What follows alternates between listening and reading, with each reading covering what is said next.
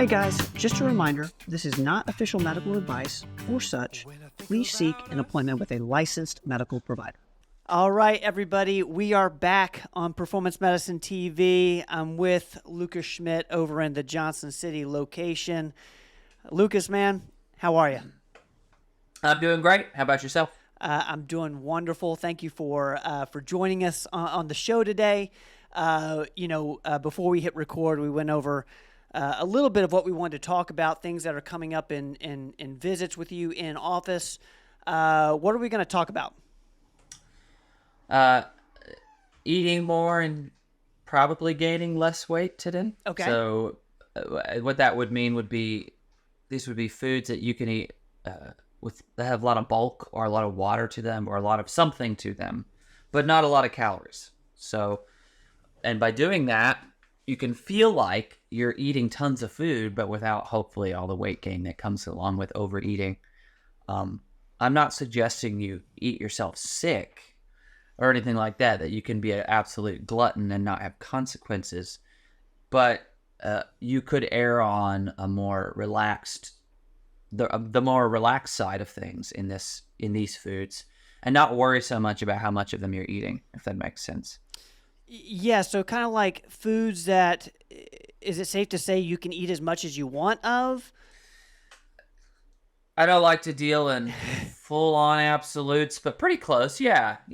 Most people, unless you have some rare, the sensors in your stomach don't work disorder where you don't know if you're full or not. There are disorders like that, but that's like so rare. If you don't have something like that going on, yeah, you can probably eat as much of these as you want. And the nice thing is a lot of these foods you won't want past a certain point once you've eaten them. Right. Like you'll be full, like you just can't eat anymore. So, and there's pretty much two categories that fit this criteria. One would be higher fiber foods.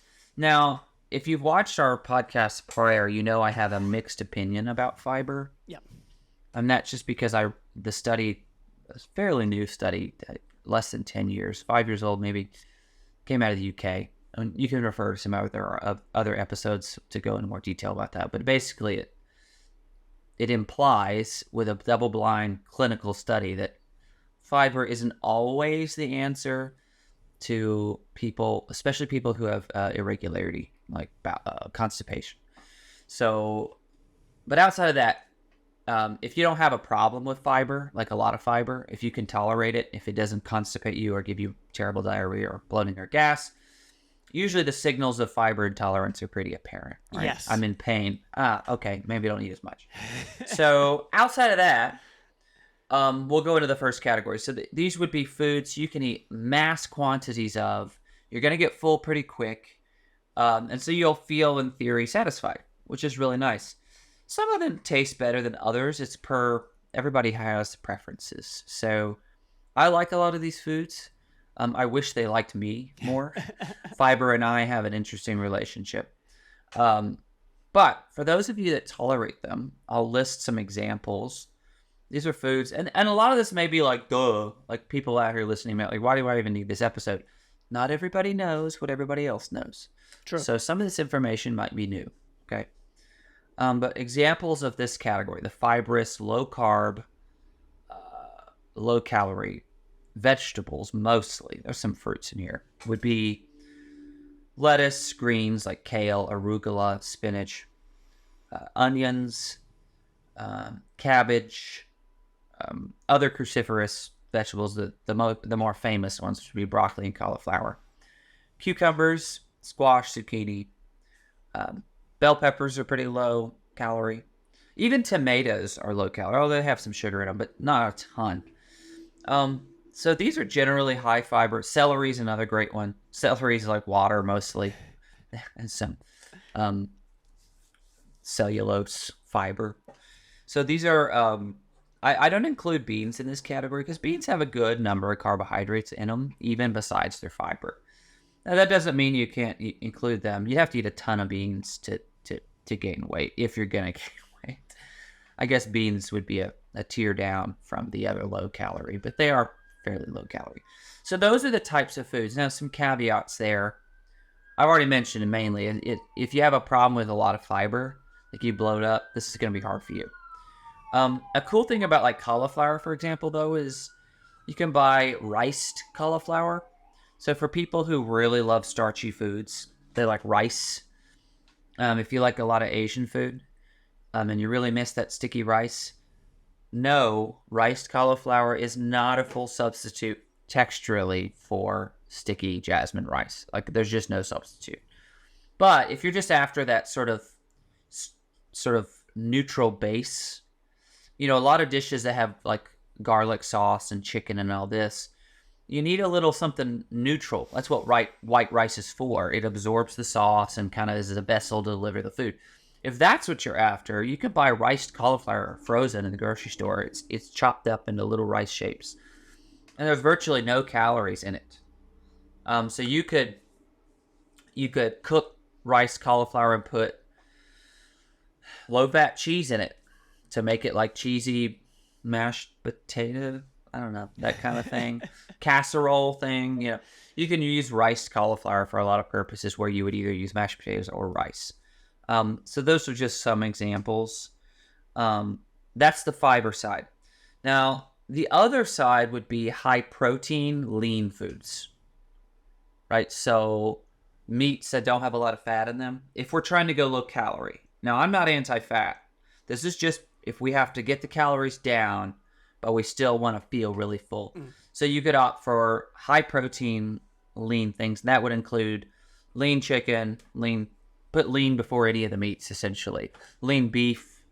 If you're buying ground beef, it'd be like the 93% lean, and eggs are fairly lean. The other thing would be low-fat dairy. So like low to no-fat yogurts and cottage cheeses and things like that. Those are just pretty much pure protein. Okay. So cottage cheese is like 4 carbs a serving. It's not very many. So that's the other side of things.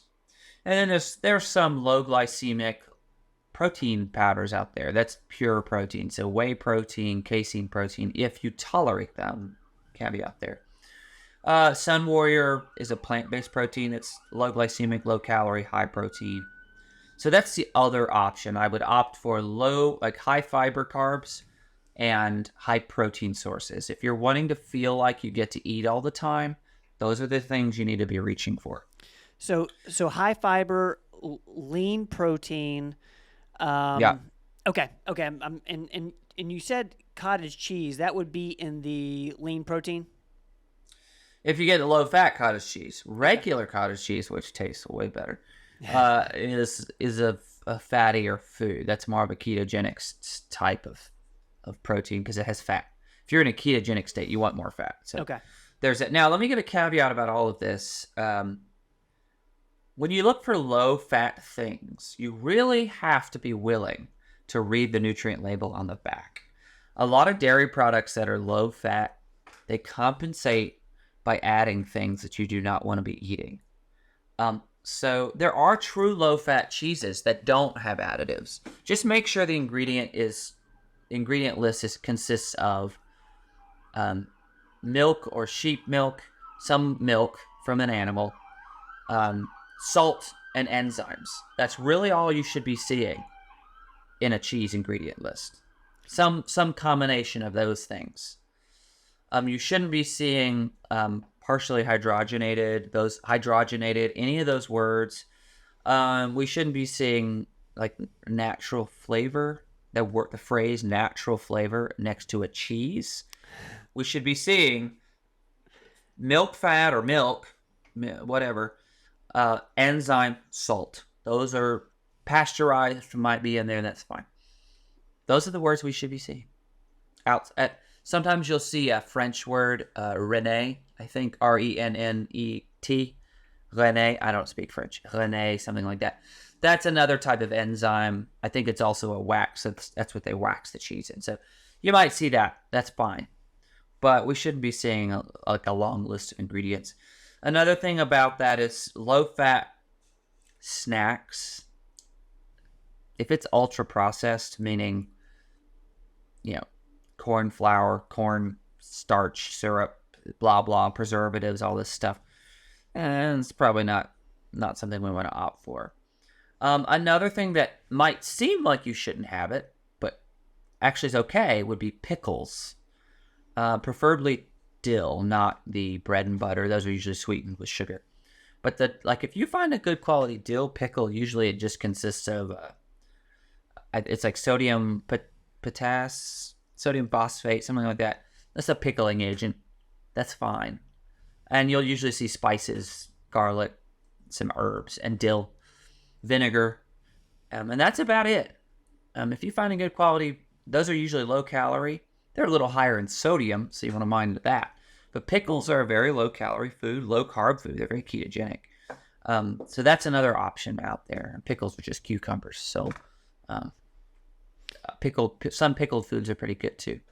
Yeah, I've actually never thought about pickles for like a snack, but what a great snack. Like that should carry you over. And that's kind of what I'm hearing from you is, these are great kind of fillers. If you are feeling hungry, have a pickle, maybe have some of these healthy cheeses you're talking about.